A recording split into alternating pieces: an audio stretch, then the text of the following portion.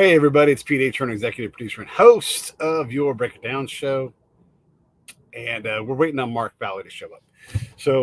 And then Mark said he had a couple things going on. So it could be that we are just going to have a chat today. So as a backup, I have Brad Hutchings coming in here in a minute or two, and maybe even John on the show. So we'll see what happens here. I'm communicating right now. We're going to live produce a live show and make it happen. And maybe Mark will be able to join us. If not, we'll get Mark rebooked and we'll do the thing that we always do. So, all right, a couple of things. The show is continuing to grow and get a lot of attention. It's great for that. If you're already contributing and supporting, hey, there's Eric Hunley. What's up, Eric? Thanks for checking us out. Dickie, what's up? Yeah. So the main thing, I guess, is the show is exciting. I'm trying to get on the road a lot more this next year. And one of the reasons why I'm so hesitant to talk about things is because Omicron is screwing things up already. Even on our house right now, we have a case. I'm fine. I'm not sick at all, but yet. As soon as you think you have your hands wrapped around it, this stupid pandemic continues to cause problems and hesitations and everything else. And there's no commentary beyond that, just that it's frustrating when you're trying to plan things and get people to invest in something when you have to always account for a pandemic and the appropriate levels of response to that.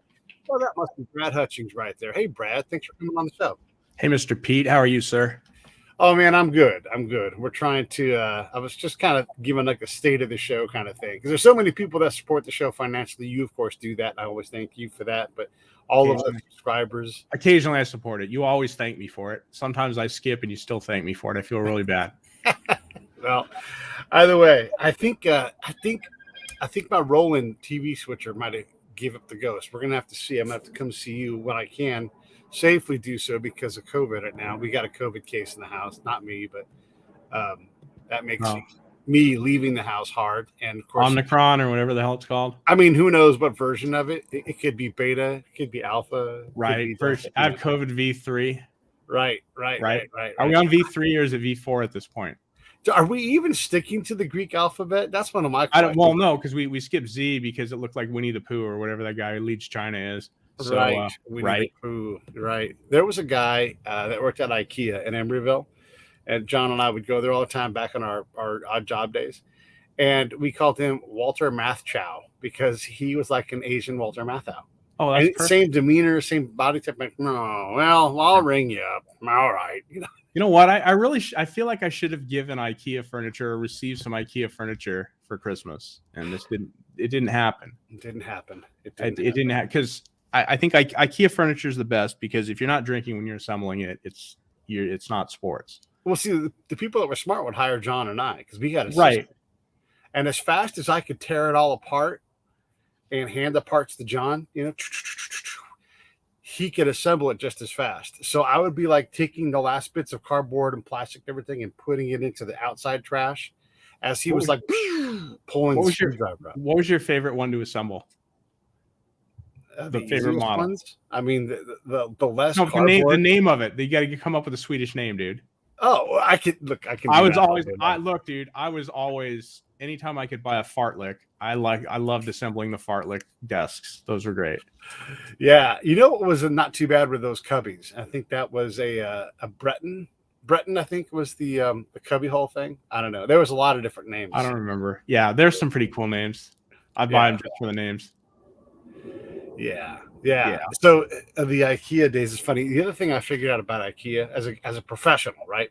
Right. I would go in the outdoor and just go straight into the warehouse. I already knew where most of the things were because there's only so many items, right? And if you're just putting desks together all the time, to go to aisle 24, cubicle 3. And so I would get everything. I would park in the delivery slot right there, closest to the door that I could get.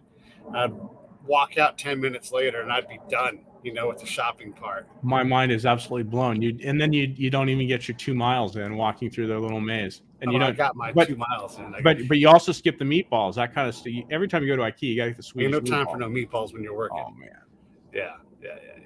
I graduated from the cinnamon rolls to the meatballs. Yeah, well, the Swedish meatballs. My girlfriend has mom is from Swedenland, and she makes real Swedish meatballs. I gotcha. She makes Swedish meatballs, and they're also really, really good. Swedish meatballs are choice. I gotcha. Dickie's in there. Hey, Dickie, what's up?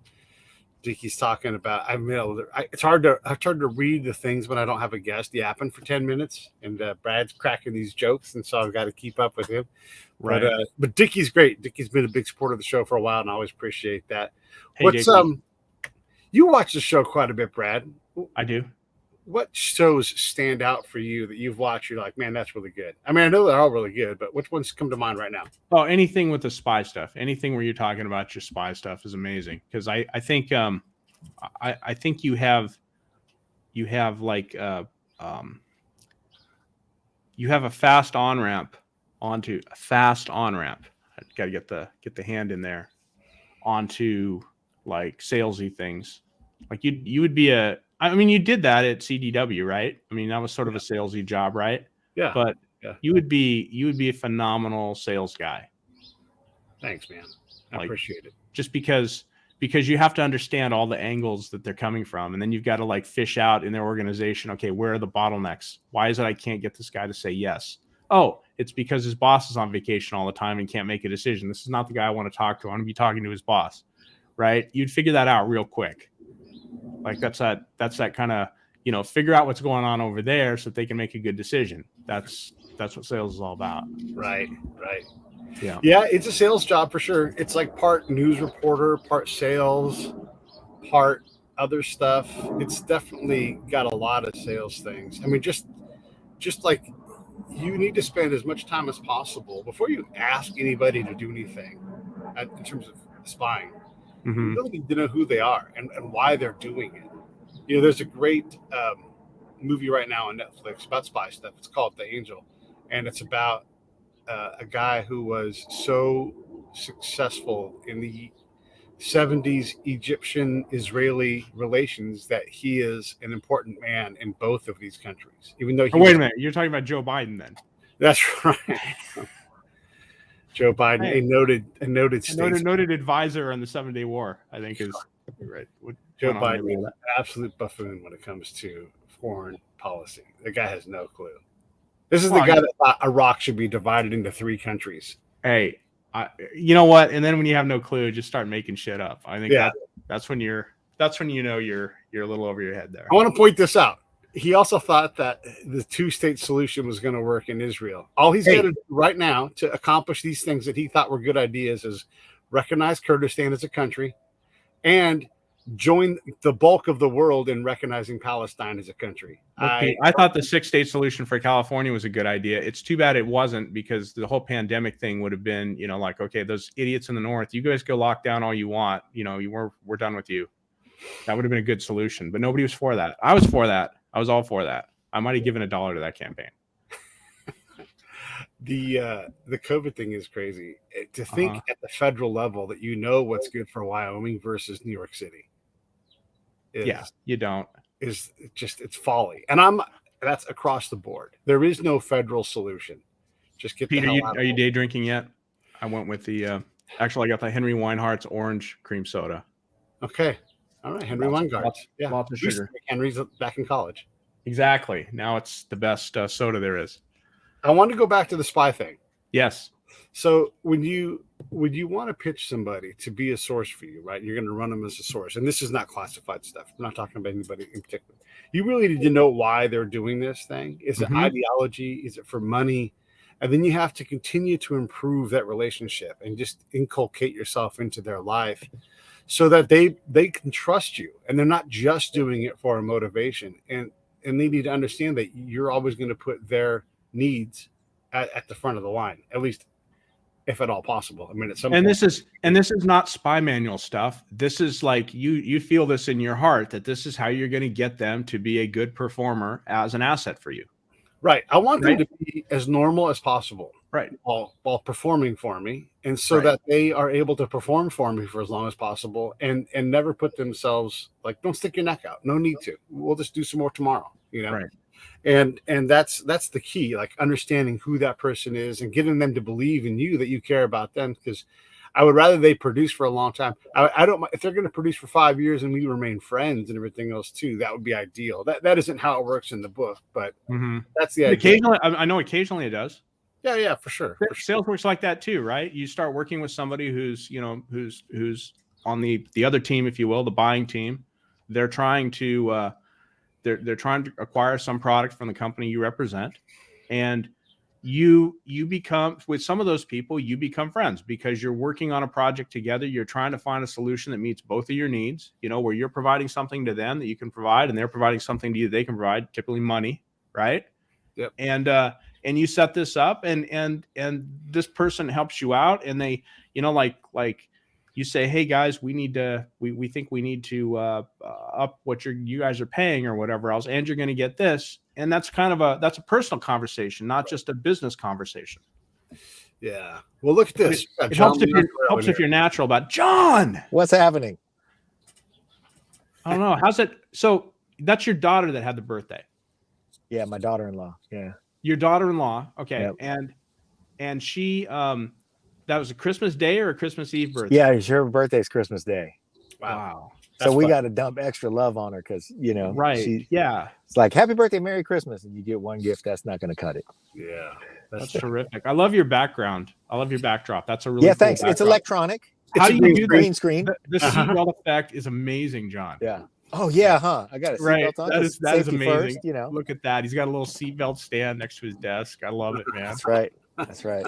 So it's a stand-up desk with a seatbelt, too. How do you like that? That's, hey, however you do it.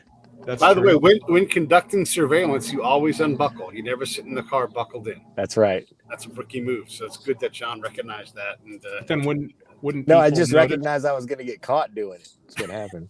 Wouldn't people notice that then and think you're surveilling? If you're just sitting there with your seatbelt unbuckled? By the way, you're sitting in a car. Yeah. Yeah.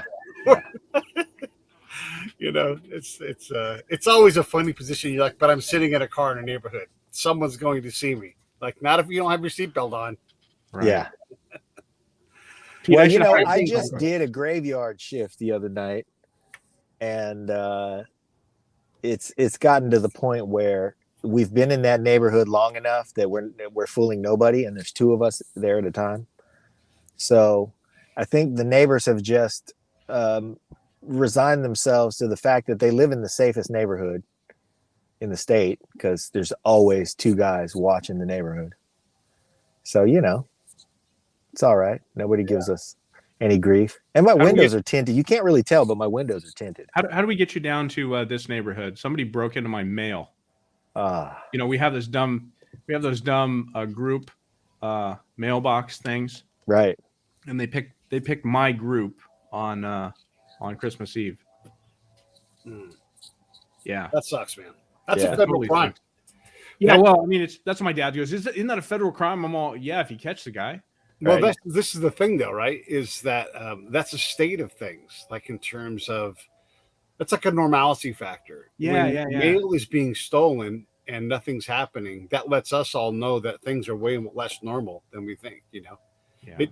LA's weird with all of the, and I think LA, all of Southern California is weird with the chases and our obsession with that. But it's also one of the places in the nation where you can have a long-term car chase.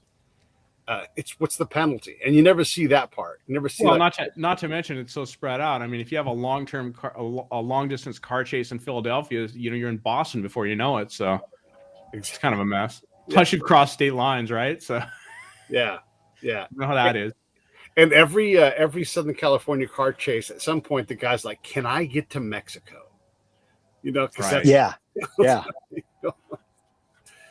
You got to think they're and the funny thing is when they consider whether they can get to Mexico or not, what they're looking at is the gas gauge. Mm-hmm. Right. Yeah. I had our friend Mike C. Had posted a car chase on his Facebook page, and I was just waking up. I'd woken up a little early. It was like 4 a.m. So I click on this thing because I'm like, oh yeah, I bet he posted something good. He's known for that. I click on the car chase. I didn't realize that it was a live feed. I thought it was a clip that he had posted and something good was going to happen. And I clicked on a live feed and I get sucked into this thing. And like 25 minutes later, I'm like, Mike, when does this thing end? He's like, I'm watching it with you. I don't know when it ends. I don't know what it is. This guy's been going at it for 8 hours. Yeah. I mean, it was already down to the, things falling off his car. He's down to the, rim on at least one or two of his wheels. And that doesn't stop him, though. They keep rolling on those rims. Yeah. Yeah. It clearly was not stopping this guy. And with all these solid tires coming, people, those strips aren't going to work. They'll have to find some other way to disable cars. There always is, but yeah. Do you think like the typical car chase guy has got Ride Like the Wind going when he's on the radio when he's I hope so. When he's driving down there? I think so, man. Or just Mike McDonald screaming. Highway to Hell, any of the songs. I had to check that real quick just to make sure I had all my I had all the facts that one right, but I did that on the sly while John was talking. Thanks for joining, John. Yeah, man. It's good to see you guys. I'll tell you what, you guys are looking great, man. You guys are handsome. Thanks. The funny thing was I was looking really gray not too long ago, and then Pete pointed out that I had the color profile on my new camera goofed up. Oh. So I had to fix that. Yeah, but I looked dead gray. It was crazy. John, when do you have time for drumming, man? You're all the time. Yeah, that's good. Not really, but I do have. What happened there? And the nice thing about that is, I'm doing office work or whatever, and I can just stop, sit down at my kit, get down for a little while, and then get back to work. Hey, John, I was talking to Brad about our IKEA days and how good we were at IKEA. And I mean, the assembly part, there was no piece of furniture we couldn't knock out and have the people just stand there, mouth agape, like how fast we could do that stuff. To include the shopping part, what stands out to you from our handyman days in terms of like, we were really good at this, or, oh, there goes John. Yeah, he's having some audio difficulty there. Yeah.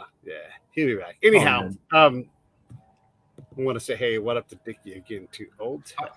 I like what John says about just, you're working and you reach over and you grab it. Yeah. That's the super secret guitar. I'm going to keep this hidden so it's not totally visible. Yeah, I don't have this, Pete. There, he's back. There's a story behind it. I don't have it. I'll have to tell you about the story. Yes, another day. Super secret guitar. But that's a very cool guitar. John, I was just telling Pete that, I appreciate what you're saying about just being able to reach over. Brad made that guitar right there. That's nice. Silly Mo. Yeah. How's the action on Silly Mo? Well, let's see if you can see it. Oh, yeah. Boy, that's a gnat's ass right there. It's super low. That thing's built for speed. Yeah, I don't play it that fast, but I do like to, when it's low action, it's no work, right? So you can just be creative and stuff. So yeah, I dig it. It's got the TV Jones pickups, so I can conjure up sounds of the devil on it. I want to get back to the question I was going to ask John, because I'm curious what you have definitely, to say. Because he's back. We were awesome at IKEA, the whole thing. Yeah. What stands out to you about what was special or fun or memorable about our times working as a handy dude crew all over the Bay? The number one handy group in the entire Bay Area. That's true. We were number one. I think just, man, that work was kind of a pain in the ass. And what really stood out was that we managed to really make a good time out of it. What was great was we got up to production speed. We got to the point where we had a shorthand in terms of what we were able to, how we were able to synchronize our tasks and not get in each other's way. And we could do that without talking, which really meant that we were doing that while talking about other things. Yeah. So really, we were paid to assemble a lot of things, build all these offices out. But what we were really paid to do was keep our hands busy while we solved the world's problems. Yeah. And I think that was really the basis for the founding of the podcast in general. Was that we were clearly capable of solving the world's problems. And and people got desks. Yeah. Yeah, that's a good thing. Oh yeah, they got desks. Also, I enjoyed that people left us alone with their wide open snack rooms. so that we would arrive on site and people would be like, they were so happy that we were like Santa's workshop. They were going to go away, get a good night's sleep, come back the next morning, and their office was going to be built out. Meanwhile, though, Pete and I were raiding the M&M cabinet. Like if there was beef jerky, there wasn't beef jerky anymore. Come on. Yeah. Those little they baby bell cheeses. Mm-hmm. God only knows how many of those we. And those sweet office managers would be like, they'd be so tickled. Oh, good. I'm glad you ate those things. Like they're like a mom, you know? And so when you eat the food, they're like, oh, wonderful. Aww. We were able to provide you with comfort. Yeah. Yes. I like the whole thing about getting stuff done with your hands while solving the world's problems, because, you know, right now while you guys are talking, I'm taking apart an airbrush and reassembling it. Oh, and it's just below the screen. But I mean, that's typically what I do on meetings all the time.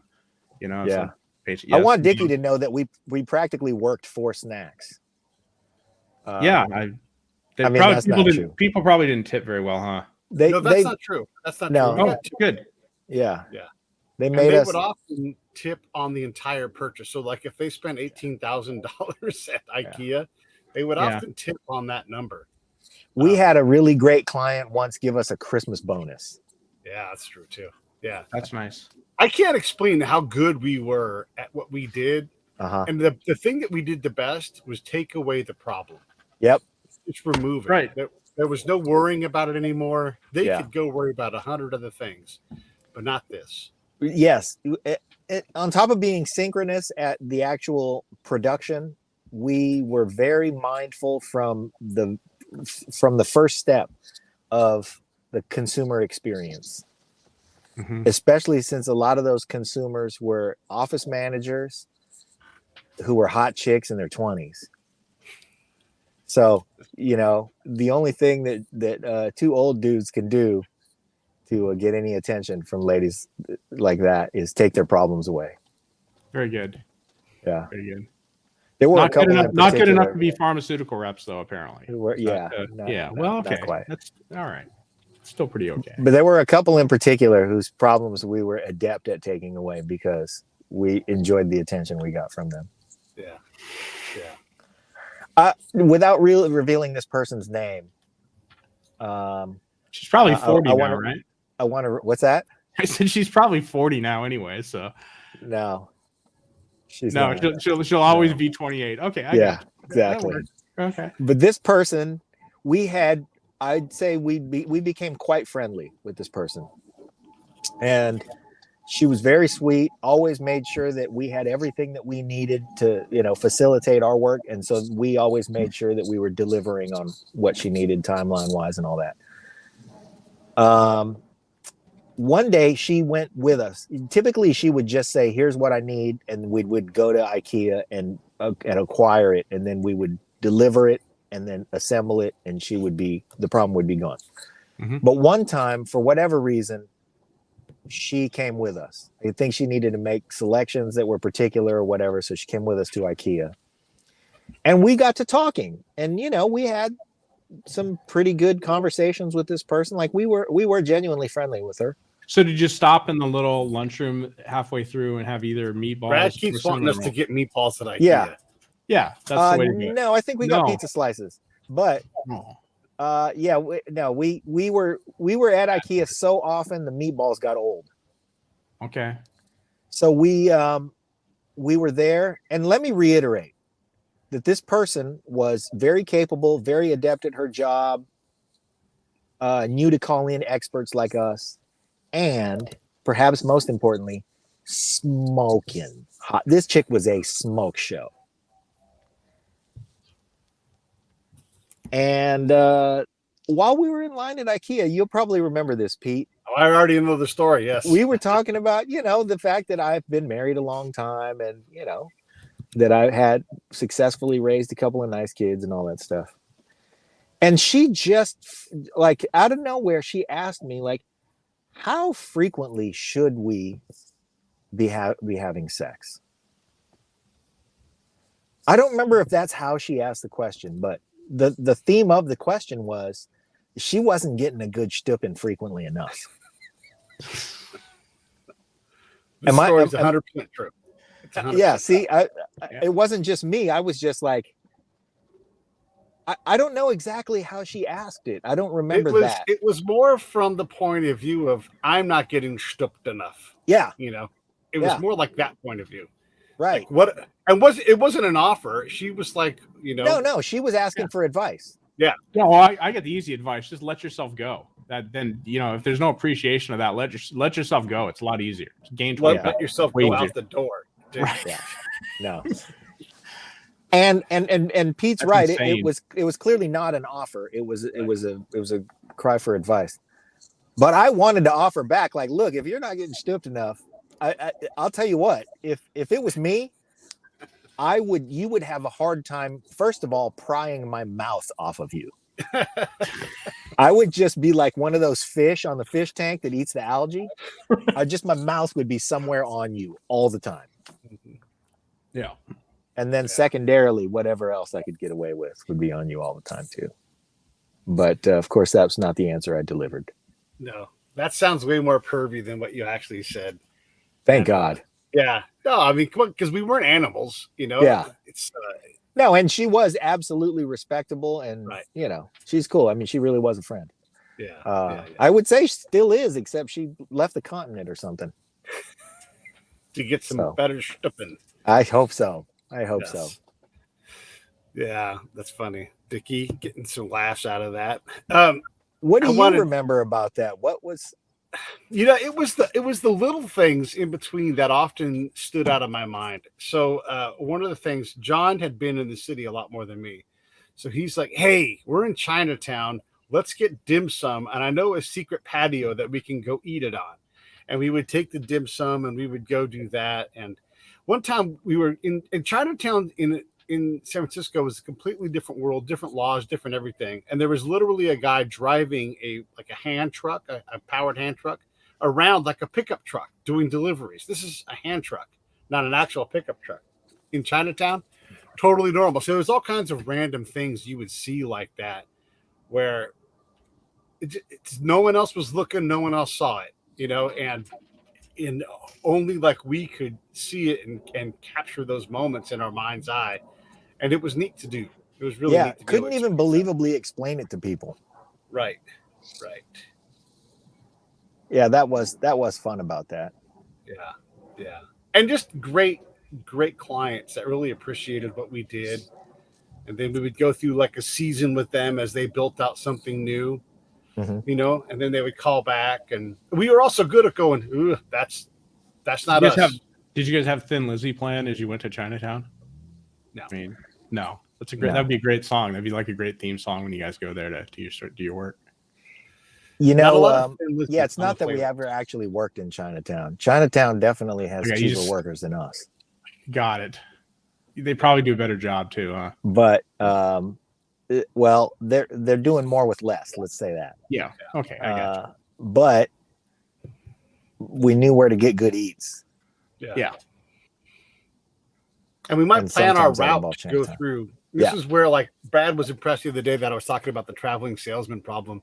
But that's really what we did every day was how far away are we going to get and how do we work our way back and make money every mile of the way. If we were driving from Palo Alto to San Francisco, what can we pick up in between in terms of a job? Delivering something, hauling somebody's truck, whatever it was going to be. Yep. How do we fill that time up? It's funny. I was talking with an Uber driver Christmas Eve who was driving me home. And what was the point? Oh, I asked him what he... You know what? Yeah, I'm going to mute a minute, and I will be right back. You do some work. Brad's going to Sorry about that. Yep. How do I mute? I don't even know how to mute. I'll mute you. There you go. I tried to. There you go. All right. So in my mind, Brad ate chili for breakfast, and it's kicking in. Right. And that's why I needed to mute. The coffee loosened up the extra chili. Yes. That's right. Yeah. How was your holidays? It was terrific, man. I was surrounded by grandbabies, and they were all in a good mood because they had presents. Nice. So, actually, even before they had presents, they were in a great mood. So everybody was having fun. Yeah, it was really nice. How about you? It was good. It was quiet. It was simple. You know, money is lean right now, so it was very, very simple. But that's all right because Yeah. some of the best Christmases were that way. The gifts were all really thoughtful. Yeah. You know, like I got a cheese slicer, which sounds ridiculous, but you know what we needed in our house? We needed Cheese another slicer, cheese yeah. slicer. You need a It's way to all cut the cheese. Exactly. Yeah, Right. exactly. Good. I That actually was- that's funny. I did get my dad a cheese slicer and an onion slicer for Christmas. Yeah. And it was simple stuff like that. Everybody got something simple. Huh. You know, it's that was a good Christmas for us. And really, honestly, John, you know how we live. What on earth do we need? Yeah, seriously. You know, and Yep. we're not opulent at all, but we're just a very well run house in terms of we have what we need. Yep. And if we need something, we go get it. Yeah, and you guys are built on gratitude, so Right. And Really? Pete, you got a giant tent that looks like a bounce house in your backyard. That's got to be the envy of the neighborhood. People do come check it out. I'm saying, I'm just. It's got small. some miles on it now, though. I'm not going to Yeah. lie. This thing needs a replacing, but you know, I got to save money for that. So anybody who wants to help me fund the new tent, Is it raining? Is it raining today? PeteAtBreakItDownShow.com. it's It's not raining here in the leaking yet. Bay Area. Oh, does it leak? You know when it what I'd rains? like No. to do, Brad? What we should do is before that tent comes down and the weather gets nicer, we should go Dude, in we should that go there tent, and jam. We should jam in that tent. clear it out, Yes. throw pillows on the ground, and do some mushrooms. There you go. Yeah. There's an And- idea. And jam.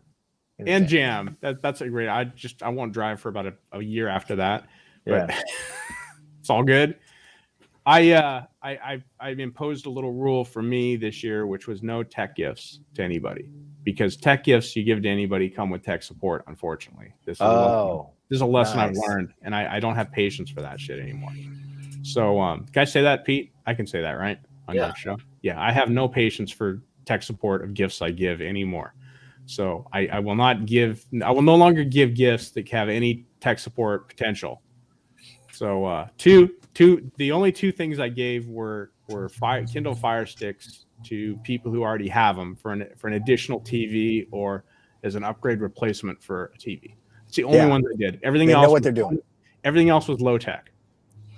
And I think the funny thing is I think it was appreciated more. Sweet. Yeah. I'm going to encourage you to give gifts, Brad, that require the person to leave the house to enjoy it. Yeah, I think I did. I gave I gave a what's the? It's not a wiffle ball bat. It's what's the competing one that doesn't spin, but you hit the ball really far. Fungo. It wasn't fungo. I gave a whole bunch of Fungo Pops. Hmm. No, there's something competes with wiffle ball. I could look it up in my Amazon and tell you exactly what it is. But the point of that gift was just so I could say, how do you like your balls? And that went over really well. Yeah. I wrapped some gifts in Justin Bieber wrapping paper. That was hilarious. I mean, if you're going to do that, right, you got to go big. And unfortunately, I've got like 3 rolls of Justin Bieber wrapping paper left over from when that was a thing. So I could go real big with that. I don't see anything unfortunate in having 3 rolls of Justin Bieber wrapping paper. It's a gift that keeps giving, right? That's right. I mean, it's Any just- occasion too. It's right. It's hilarious every time for sure. Yeah. I'm You can gonna give tell- somebody oh. an Easter gift. Blitz ball. Blitz ball. Okay. Blitz ball. So Interesting. blitz ball is what all the kids. That's what all the kids love. Like the old school guys like us. We're all into the wiffle ball. 'Cause Yeah. It's all about the pitching. But blitz Yeah. ball is all about the hitting. Oh. I see. You can hit those things a mile. All right. So anyway, there's channels devoted to blitzball, YouTube channels devoted to blitzball versus wiffle ball, and they'll have proponents from both sides. Like they'll just have video after video arguing their case. But I think blitzball is what the kids like now. Okay. All In right. the spirit of Pete's challenge, the gift that was a big hit for me was our good friend Kim moved to Arizona just a little while ago, and she and Christy have been friends since they were tiny. And I bought her a plane ticket to go visit Arizona, See? Awesome. and I delivered the gift in the form of a card that had a picture of the two of them on their senior trip in Hawaii. Oh, And nice. said, and it said something like, you're going on a trip. and then it showed the details of the trip, and you're going to go see Kim, and she lost her mind. That's right. Oh, sure. Yeah. Tickets to see a show at the 5 Points. There you go, something like that. Oh man. You know. Hey, did you happen to see, Pete, that Austin Scott got his first Broadway billboard? I saw that he was doing something. I didn't see that. We'll have to follow up with him and have him back on the show. That picture of him is sitting on Broadway in New York City, and his face is 50 feet tall. Man, that guy. Yeah. He's doing it. He's killing. You know who I saw the other night? And looking back, it was a bit of a super spreader event. We saw the 4 guys from the Jersey Boys show. Uh-huh. Do like a holiday show with just them, and they can't say Jersey Boys. They can talk about it, but they can't refer to themselves as that, even though they are the guys. Yeah. And they're called the Midtown Men. And they did, they sang, look, 60s classics, but also the the standard Christmas songs, and they're great at it. I mean, this is why Jersey Boys won all the awards and everything else. But they also did it in front of our orchestra. And the orchestra here in Costa Mesa is just fantastic. Anybody who lives in Orange County, like, this is your orchestra, you should go see them. It's so good. Yeah. And they're so adaptable. They do all kinds of crazy things, but now they're playing, and they're like the Midtown Men's Band when they're in town, and just great. But then we were all like, it was a sing along, and so everybody was like trying to sing with their mask on.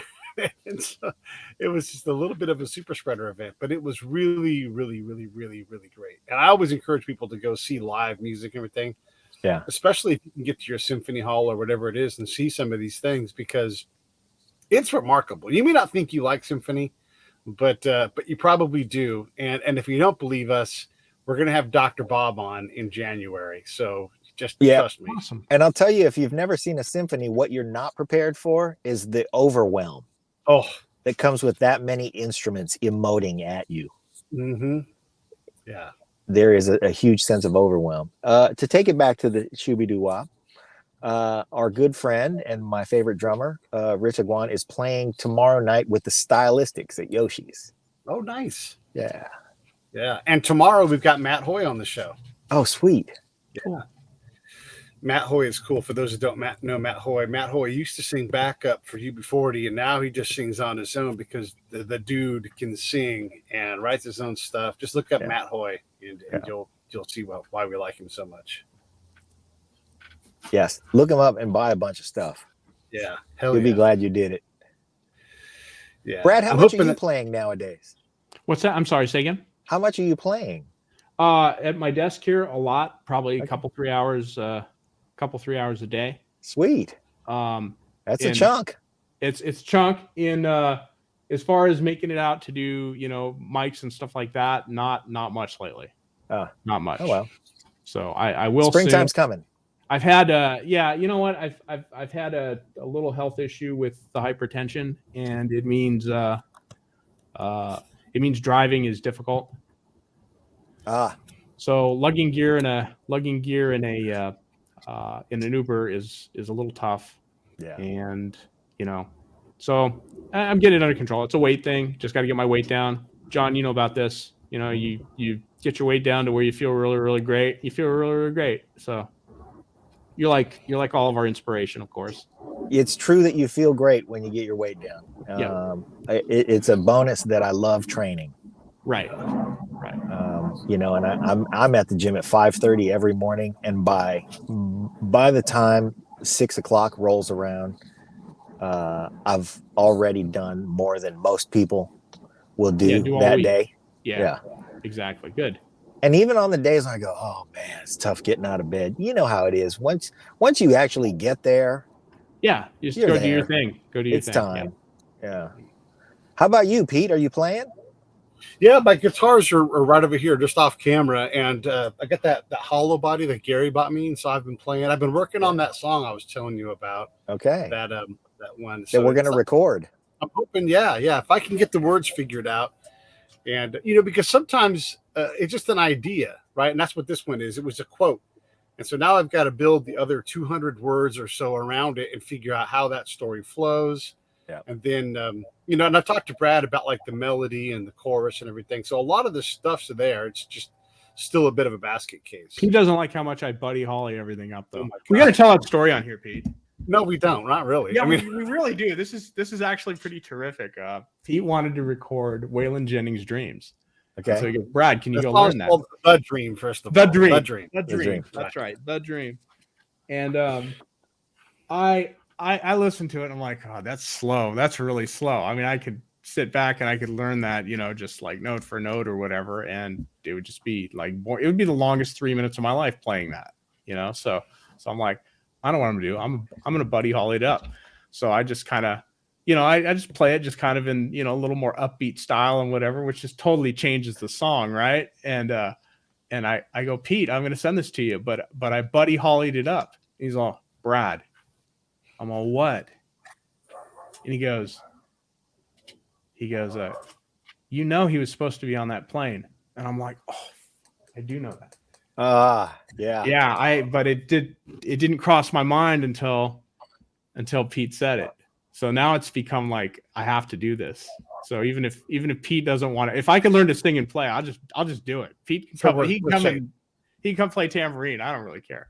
Yeah. But yeah, he may have to sing it though. But if you can kind of get in the mood to sing it that way, which is totally different than how it was. And then I'll tell Brad, I'm like, can you drop it a key or two? Like make it a little lower so I can actually sing that thing. I could do it. And then he'll say yeah, and then he'll play it in the same fucking key every time.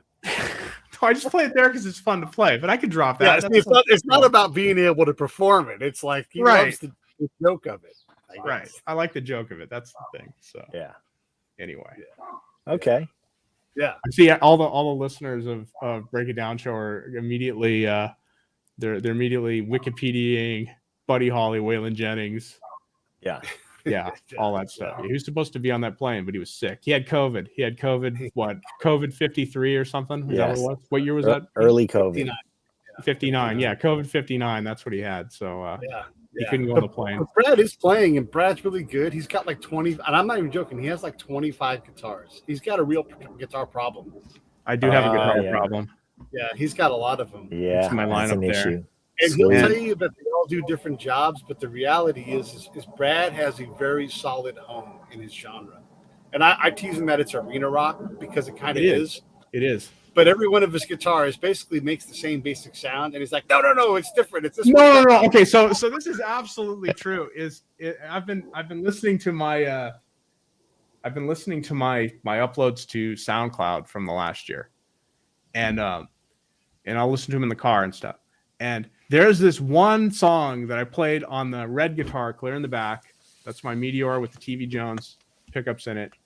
And I swear it has like overtones in it. And what's that called it has pinch harmonics I don't even know how to play, but it's like I'm conjuring the devil with it. I mean, that's all I can say is that the one song just played with that. I cannot get those on any other guitar in my collection. I probably could on the pink one I built because it's got basically the same pickups. Yeah, it's Pete. I would liken it to if we showed up at somebody's house, Jamie Foxx's house or whatever, and he had like 8 girls sitting in his hot tub, and they were all just like short, dense butted, tall hair. They all had the same look, and he'd be like, no, they're all different, man. They're all different. Yeah. We'd go, well, I guess we'll have to try them all out. Yeah. And test the subtle differences. Each one I've written like some kind of riff or whatever on, and I don't think I could have written the riff on a different one. Yeah. Because they just inspire you different ways. That's true. He's very comfortable in his genre and where he wants it to be, and he has not gotten sick of it. So he knows what he likes, and he does it a lot. Yeah. Nothing wrong with that. Nothing wrong with that. Nothing wrong with that. It's all about 120 to 130 beats a minute. Real comfortable there. Uh-huh. Some of them would like to be about 140, but man, that's a workout. Yeah. Your wrist just has a natural resting tempo. Exactly. Right.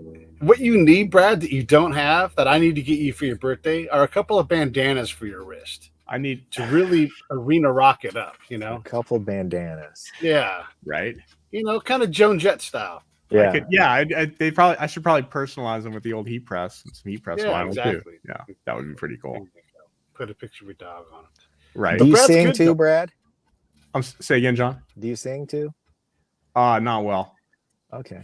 Not well. I think I could learn to. You know what? You don't have to sing well. You just have to sing convincingly. Right. Exactly. I could learn to.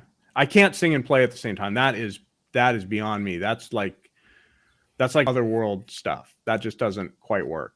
Yeah. And I hear that there's tricks when you're writing is to make it so you can actually sing while you play. You actually like that's intentional. That it's not just you wrote some lyrics and you wrote some riffs and now you can magically put them together. That doesn't work that way. I understand that. Yeah.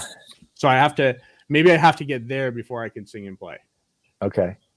What Brad really wants to do is play lead guitar. That's really what he really wants to do. Yeah. He doesn't really he'll sing some harmony or whatever with you, but that's really what he wants. Actually, you're kind of close, Pete. I actually would like to play rhythm and have somebody play lead over it. That's what I really like. But just be able to set down like good, really, really good rhythm guitar. That's where my comfort is.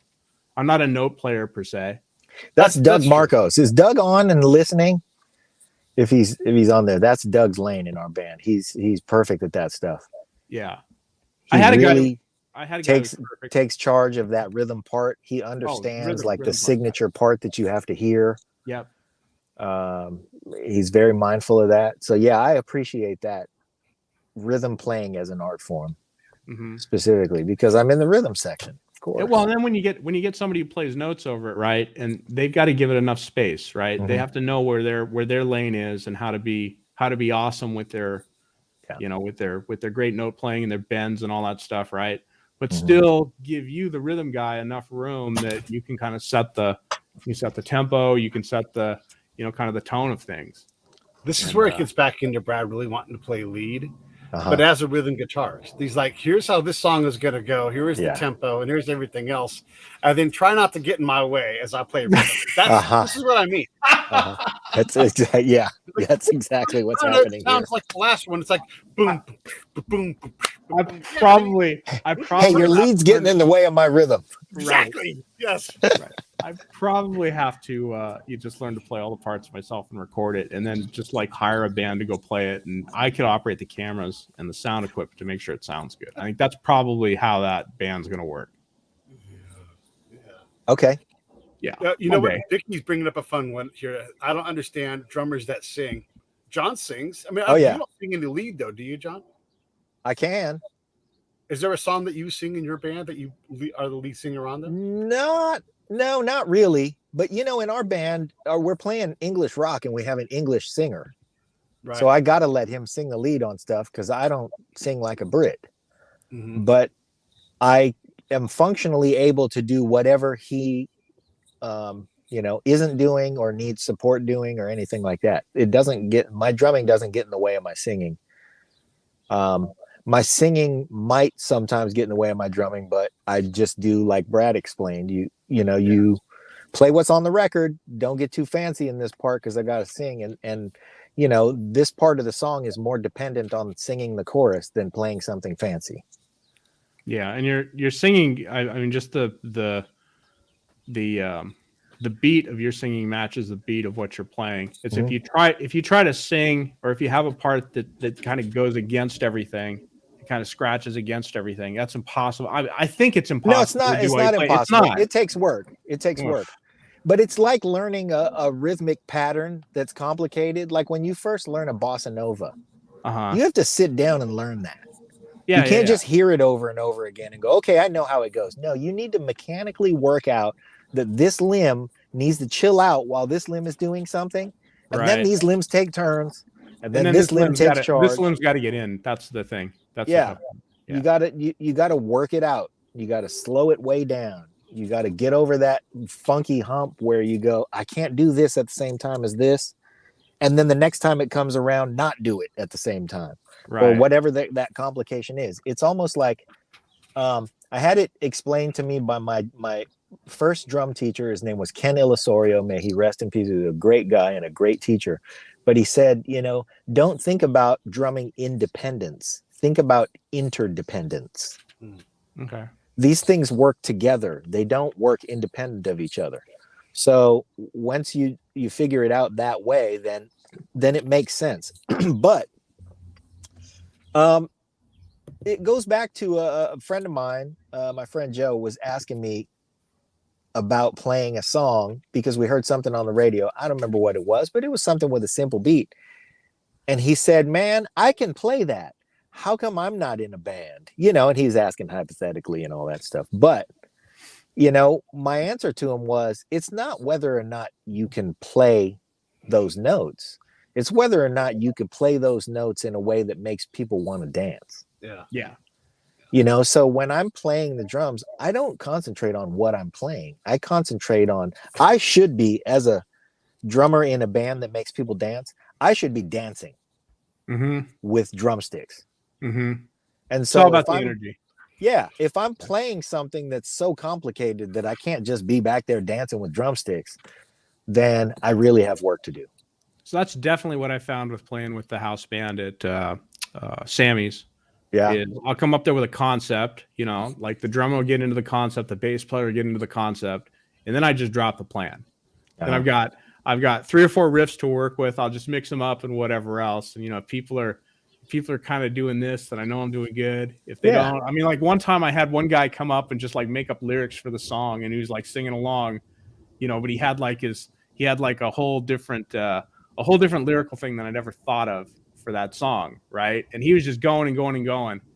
And I took a basically a 3-minute song and turned it into 8 minutes, right? Because I had help and I had some inspiration to do it. Gave the sax guy a little time to play, and he got on cruise control. Yeah, exactly. And it was just all about energy. It wasn't the licks were simple, right? Yeah. But nobody's going to accuse me of playing anything complicated, right? Yeah. But what I can do and sing at the same time. Levon Helm, Don Henley, they're doing the same thing, right? They're doing a very simple thing. They're not trying to be Neil Peart and play a zillion things. They're just like, their job is to sing that song, but they happen to be playing drum at the same time. Phil Collins might maybe keep it a bit fancy, but he doesn't really drum his own stuff when he's on tour. He might drum a little bit. All true. Yeah. He does the signature stuff to do the show. Right. But you're right. When it's time to hand the drums over to somebody because it got complicated. I mean, you're talking about singing and playing at the same time is easy. But being Neil Peart and being Andrea Bocelli at the same time, that's what's impossible. Right. But do-lang, unka at the same time, no big deal. John, who is that guy who just walked behind you, put something in your trunk? Did you see that? Or are you not surveilling very well? Yeah, no, it didn't happen. I'm just messing with you. Yeah, no, I didn't hear an explosion, so nobody went in my trunk. You're good. Yeah. The other thing too is I think when Brad plays, he thinks in terms of riffs and like a entire song structure. And so you've got to create some space, for like just DCG, right? Just seeing the words that are D, C, and G as you play them, and then spend some time being fancy, and then get back to the singing part. Yes. Simplify it a little bit instead of the entire thing being a hook fest. I mean, that might work if you're on keys or something, but right. No, I think I think song structure, I gotta simplify it for some places to sing. That's for sure. If I'm gonna try to do both, but look at BB King, Right. and then he completely stops playing and he'll sing something, and then he'll play something again. It's like another voice, the guitar, rather than the bed for it. Yeah. That's kind of how I learned how to play guitar. I learned how to play. What was one of the first songs I learned? Midnight Special. Okay. And you don't have to play a whole lot. You can actually kind of mute a lot of it. Yeah. Let the Midnight Special. And it gets the feeling across. Yeah. And so then I learned how to strum, and then I like, all right, I'm going to do a couple of chords. But then I started doing too many chords, and I just went back to a lot of just the vibe of that, or tapping on the guitar for percussion, Yeah. But I wasn't. How about George Thorogood? From the day I was born. Right. There's around. Yeah. You just got to find your spot in between that, Brad. Yeah. Pete, you got to bring your when you're over with this this COVID thing, you got to bring your Telecaster down, and we're gonna make it a super guitar. Oh boy. Is it not already super? What's wrong? Well, I think it'd be more super if I'll show you how to fix the neck so the neck is super. Oh boy. Oh boy. I feel like I should just play what I've got. We'll put a proper nut in it so it you can bend nicely. Uh-huh. Yeah. Maybe put some new strings on it. Yeah. Hey, you should play what you got, and Brad should make it better. Yeah, just Those a little things- better. Not Those much things better. I can don't wanna both ruin be it. true. Yeah. Exactly. No, it's got a lot of character to it. So it needs just a little bit of little TLC on it, and you'll be like, "Oh, this is awesome." Yeah, I That's think what I've been it's awesome already. Well, that's what I've been doing the past week is going through my collection, and what's not awesome is going to be awesome. It Yeah. just takes a little bit of work. I learned how to do that last month with the Yeah, give a shout out remote to guitar. They're awesome. Texas Toast guys. Yeah, they were great. I'm waiting for 2 guitars from them too. That's my Christmas gift to me. Yeah. Sweet. If I'm spending money on my guitar, I'm putting it into the Martin because it needs more attention. I had it luthier about a year ago or so, and it's just it's taken so much abuse. It needs a little bit more work. So that's the one that's going to get in. That's the one to put the money in, but put some work into your telly. That'll be a very, very sweet sounding instrument, very, very sweet instrument to play. You will like it. I already like it, Brad. It won't be a battle. No, but it's kind of a battle to play. I picked it up. It's a little bit of a battle to play. We could fix that, and you'll be like, "Oh, this is so nice that it could be nice." Super easy, dude. I mean, it's work, but it's when you see what you do to just get it just perfect. Like that's the thing I find with so many people's guitars, right? It's like they don't know how to set them up like perfectly or even like remotely perfectly. Okay, I'm not talking trash about anybody, and. The thing though is that Pete likes a challenge. Pete, you know where I got this thing from. Pete, just don't say it. You know where I got this thing from. Yes. The setup was awful. Like you'd have to have ridiculously strong fingers to play anything on this the way that I got it. Well, again, I have a Martin, which is way harder to play than my telly. So when it's like having a 25-pound shot put. Yeah. And then we could turn that telly into a 5-pound shot put. That's what I'm saying. I don't need it to. It does exactly what. All right. No, but I mean, it wouldn't cost anything. It would just be like just a little. Yeah, TLC but I tried to drop my laptop through my Martin. So if anything's that's not good. That's not good. I've got to fix the hole in my Martin and get some of the strip back on it. That's where my attention has to be in terms of guitars, and just simply play them more. And if I feel like I need the action changed, I will let you know. All right, fair enough. But I do appreciate the offer, though. But you can always come play one of mine that has. I think, though, what Brad's trying to say is that sometimes when guitars get to a certain place where they inspire you to play them, you'll get more out of it. Exactly. You get more out of it. Exactly. It's so effortless. Yeah. It's so effortless. Anyway, but I know a few guitarists who, for the life of them, don't know what a good setup is. And even they have a tech that does a setup for them, and they don't know how to communicate what it is they want, and they're like. They'll pick up one of mine and they'll be like, "Wow, this is so easy." And I'm like, "Yeah, that's how it's supposed to be." Well, who'd you pay to have that? Who does your setup? Well, yeah, I figured it out. That's what I had to do. So, but it took a long time to figure out. I broke 2 guitars trying to figure that stuff out. Yeah, you keep your dick beaters off my guitar. Exactly. There you go. But I will come over and play it. And have you ever heard me complain about my guitar's heavy? But that's fine. I'm not going to do. We're not going to drill out wood for weight relief. That's silly. I like a heavy telly, dude. A heavy telly is. I like. Everyone's like, "Oh, got to get the 7-pound telly." Hey, give me the 9-pound telly. Yeah, I don't mind how heavy it is. I just give me the 9-pound telly. I don't care if my back hurts after 30 minutes of playing it. It's all good. And probably when I'm playing it, for the most part, I'm playing it with it on my knee anyway, sitting down, just trying to figure stuff out. Don't even notice the weight. The weight helps there. Right. Hey, anything worth. How's the old saying? Anything worth doing makes your back hurt. Right. No, that's not right. Not my back already hurts. It's perfect.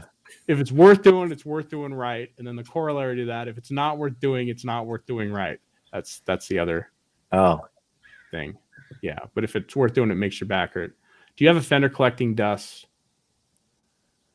That's collecting dust because of how they design the neck. I actually have a Fender that is getting with the way the light comes into this room, I've got to block the little skylight thing because it's bleaching out the headstock of the red one. which is Dickie, you should talk to Brad because Brad loves fixing necks. Nothing makes him happier than to stroke a neck. yes, repeatedly, and then to sand it down to 400, and then to 600. He's like a guitar masseur. And then put 4 coats of tongue oil on it. Oh, dude, I've been doing that all week. I'll say. Right. Oh. Yeah. It's very relaxing. John, what are you guys learning in the band? Uncommon. We're taking a couple months off. Andy and Ruben are in England. And so Doug and I are doing some wood shedding together. And which one's your singer? Which one's your singer? Andy. Andy's got to go back there he's got to replenish his voice. His Englandness. Yeah, he's got to boost his accent. That's right. Yeah. And so does Ruben, for that matter. He's getting tired of what's around here. He needed to go see some proper English boobs. Right. So, yes, which I appreciate, not because I've been to England, but because I watched a lot of Benny Hill when I was a kid. I thought you were going to say because he looks at boobs with his hands. Yes, that too. The thing about Ruben is that it's easy to say, "Oh yeah, he's blind." He's not blind. He has vision impairment. Yeah. Pretty severe vision impairment, but I think the way that I describe it, I don't know if it's accurate, but I think based on his behaviors and what I've observed of him, he can make out shapes. He can make out some differentiation in color, and he can see boobs crystal clear. Mm-hmm. I think is how that works. Yeah, he's hard of seeing. He's hard of seeing. He's hard of seeing. Any last words before I wrap this thing up? Because I don't want to keep you guys too long. I have some last words in the form of a story about vision impaired people, but I just want to tell it to Brad when the cameras are done rolling. Fair enough. All right, and I have one I'll share with everybody. It's did you ever hook up on Twitter with Blind Lawrence, Pete? No. Another J Moore fan, and he's a Phil Hendry fan, and he's had a podcast forever, and he's a blind guy, but like you said, John, he can make out some shapes and whatever else. Yeah. And he did see until he was like, I think 3 or 4. He had full vision, and then he lost his vision. Yeah, that's a good dude. But blind people are the best. When his Twitter handle was Blind Lawrence, and I honestly thought, like when I first saw it, tweeting J Moore Show, I thought the dude installed or sold, vertical or horizontal blinds, like for the window. So yeah, I thought that's great. I'm Blind Lawrence. I install blinds. That's terrific. No, he's actually blind. But yeah, he doesn't drive too far. That's for sure. Doesn't drive too far. That's like John, the boob guy. Oh, right. Is he a plastic surgeon? No. He tries out boobs. There you go. And John, anything in closing that's okay for everybody to hear? Yeah, I want to say that that I just want everybody to have a prosperous new year, and whatever prosperous means for you, let it be that. Don't measure your prosperity against somebody else or anything like that. Understand what you have, understand the people who love you, and love them back, and understand the prosperity in that. Yes. Stand by. Hey, thanks for watching the show. I really appreciate it. Right here, you can subscribe. Please do that. It makes the show grow. Hit that notification bell so you know which incredible guest is coming up next. Down below is the PayPal link. You can put a small subscription in. That is an enormous help. All that money goes right back into the show. And then right up over here are the next episodes you should listen to, curated by yours truly. Thank you so much for watching.